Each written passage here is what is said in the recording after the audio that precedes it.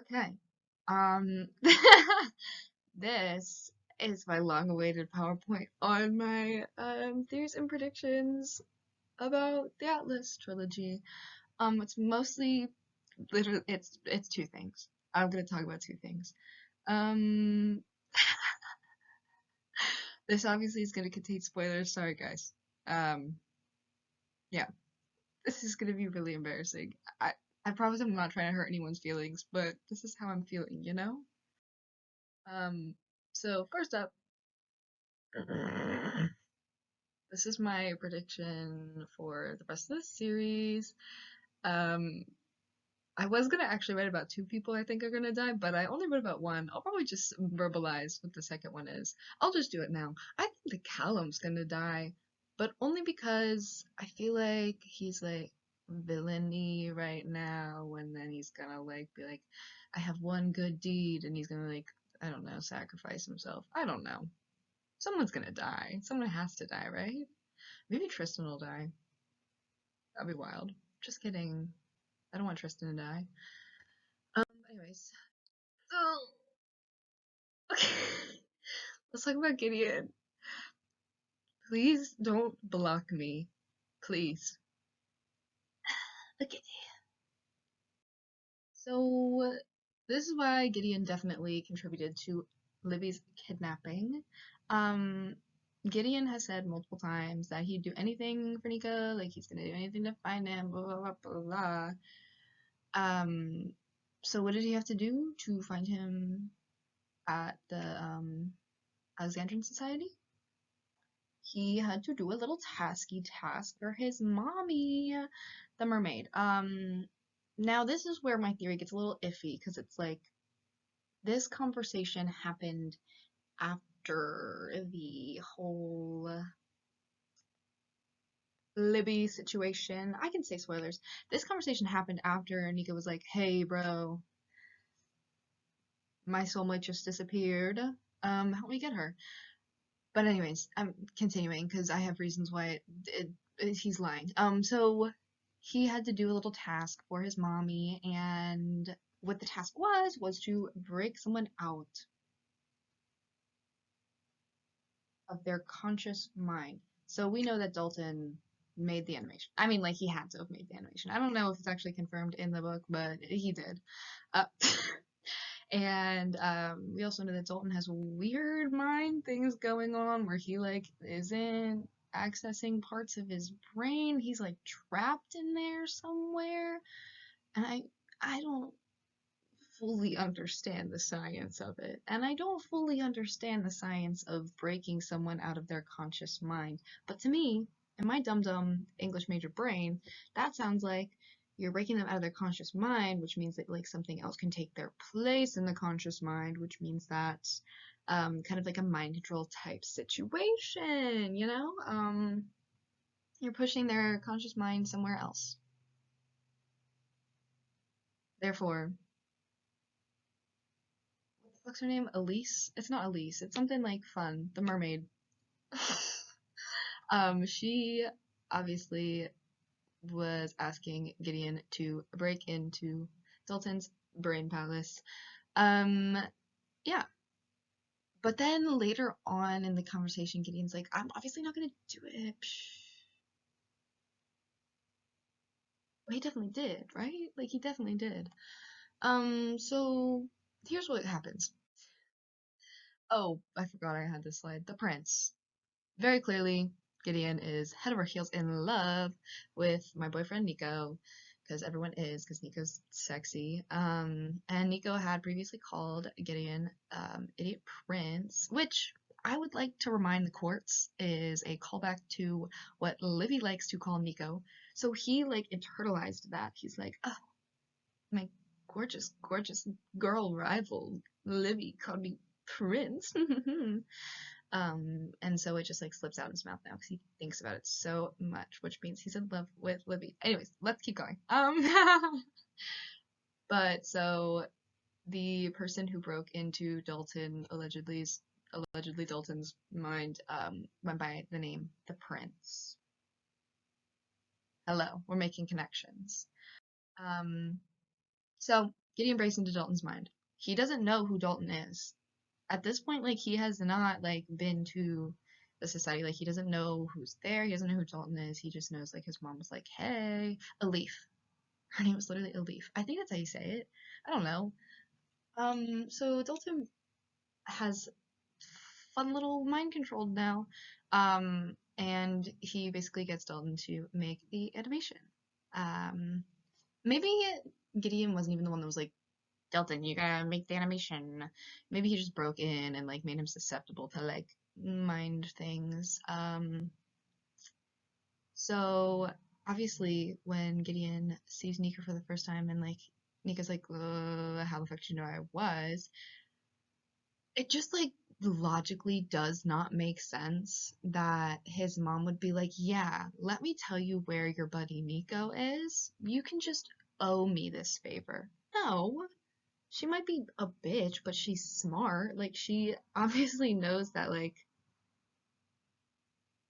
if she gives Gideon this information, he's not going to do whatever task she's asking of him. So, like, logically, in the brain, you know that Gideon had to have done the task first. Like, that's just, like, logic, right? Am I going crazy? Because then Gideon's like, yeah, I asked my mom, but I'm just not going to do what she asked me to do. That's not how it works. Olivia's a fucking businesswoman. She knows her shit. She's not gonna like have loose ends. No, she got Gideon to do that shit first. And like Gideon doesn't want Nico to be mad at him, so he's not gonna be like, yeah, I just kind of went along with whatever my mom told me to do so I could see you. Hi. Even if at this point like Gideon doesn't realize that he did contribute to the kidnapping of Olivie, he still wouldn't want Nico to know that he's like doing things for his mom, whatever. So eventually, if he hasn't already, Gideon will realize that he contributed to Libby's disappearance. And he's gonna be like, oh fuck, I fucked up. Let me be a selfless little twink and fix something, fix it for everyone because Nico's obviously very distraught. So sad. OMG. He's gonna do anything in his power to fix things because I'm thinking like if Nico finds out, betrayal trope right there, um, which would cause a lot of drama, which is like good for a book, but I don't know. We'll see what happens. I also don't think that Nico would be like, oh, Gideon, I hate you, but I think he'd be like, oh, Gideon, what? You know, like that kind of thing. So I think Gideon is gonna want to do anything he can to help, which will then lead to dun dun dun, Gideon dies.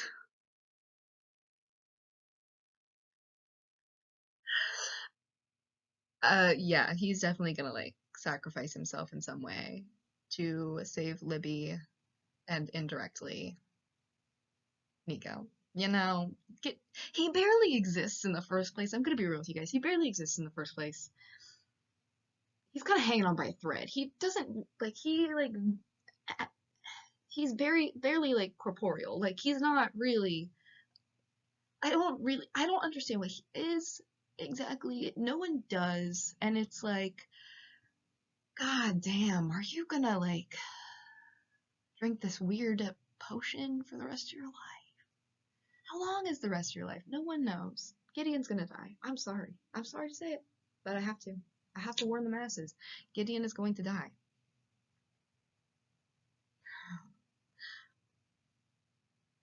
Listen, I like Gideon. I think he's a fun little dude. Thing is, he's getting in the way of my life's purpose, and my life's purpose is, in fact, Nico Libby. So, this sounds really bad. I swear I'm not homophobic. I know it's Pride Month. I'm a lesbian. But I believe in the Nico Libby agenda above all else. And if that means Gideon has to die, then sacrifices need to be made. I'm so sorry. I'm also like I have not left my bed today. Like one. Continuing. These are my opinions. This is me disproving why any relationship besides Nico Libby is garbage, trash, awful. So there's three schools of thought in like legitimate ships that involve like Nico and Libby. So you got the Nico Gideon shippers, you've got the Libby Tristan shippers, and you got the Nico Libby shippers. There are of course other pairings like Nico Parisa, I guess. I don't think Parisa would ever go for Nico. Um, there's like I guess Libby Parisa. Everyone just wants to fuck Parisa, which is cool. I mean, I do too.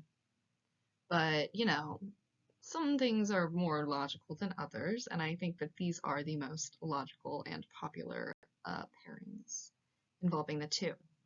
Let's get into why Nico Libby is the only valid option. Nico Gideon. So, people love Nico Gideon. Cool, exciting, fun, toxic. It's really toxic. Because Gideon legitimately cannot live without Nico. And that is not a foundation for a romantic relationship.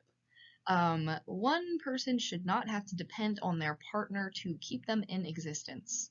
That seems a little bit of an unbalanced relationship power dynamic, it's not sustainable. Nico would take on like a very guardian-esque role, like a maternal role, thinking he needed to take care of Gideon, blah, blah, blah, blah. Gideon would be like, Nico's gonna grow to resent me because he has to care for me so much, and it just would not be a healthy and flourishing relationship. Also, Gideon's definitely gonna die, so sorry guys. Nico Gideon simply cannot work.